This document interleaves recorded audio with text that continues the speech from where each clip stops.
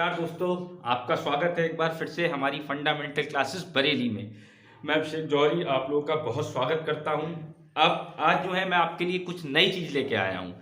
जैसे हमारी टीम की तरफ से पूरा प्रयास है कि आपका कोई भी सब्जेक्ट छूटे ना। जैसे अगर आप जीएस की बात करें तो जीएस में आपकी पॉलिटी की सीरीज़ चल रही है, आप लोगों का रिस्पॉन्स भी अच्छा आ रहा है, इकोनॉमिक्स की भी सीरीज़ चल रही है।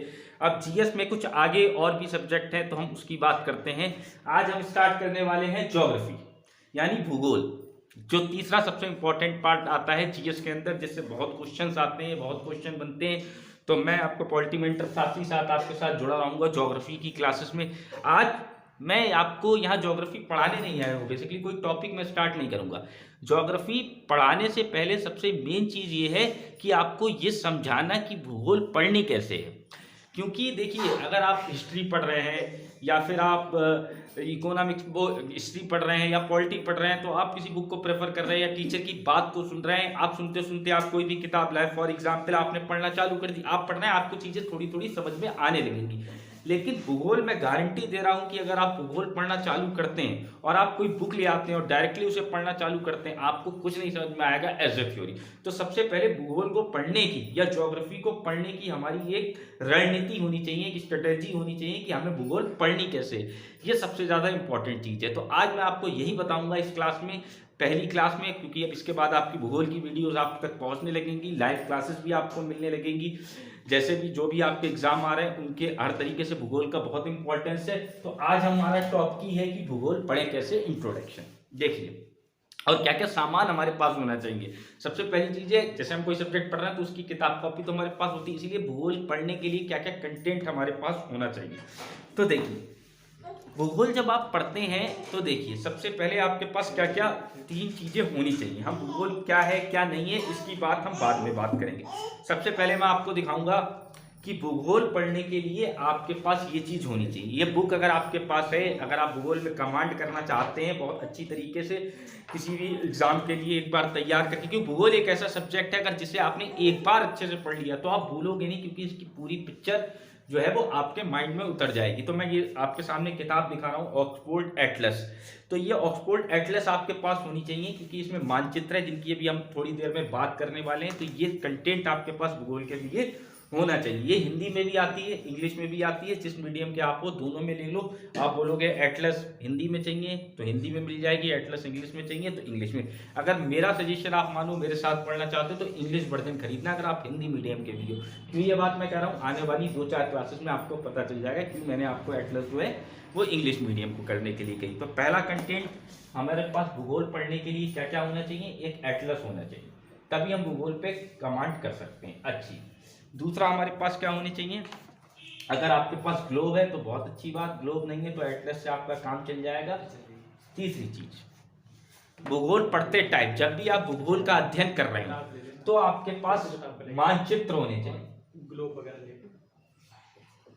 तो आपके पास क्या होने चाहिए, मानचित्र होने चाहिए। किसके मानचित्र, अगर आप भारत का भूगोल पढ़ रहे हैं तो भारत का मानचित्र, और अगर वर्ल्ड का भूगोल पढ़ रहे हैं तो मानचित्र, तो वर्ल्ड का मानचित्र। लेकिन अब ये देखिए, ये भी मेरे पास है, मैं जब भूगोल पढ़ाऊंगा तब आपको सारी चीज़ें के साथ ही भूगोल पढ़ाया जाएगा, तभी आपकी समझ में आएगा। तो इस तरीके का आपके पास मानचित्र होना चाहिए। देखिए, एक चीज़ ध्यान रखिए, मानचित्र खरीदते टाइम एक चीज़ का आप ध्यान रखें, मानचित्र जो है, आप अगर भारत का मानचित्र मांगेंगे या फिर इन वर्ल्ड का मानचित्र मांगेंगे दुकानदार से, तो दो मानचित्र होते हैं, एक होता है पॉलिटिकल और एक होता है फिजिकल।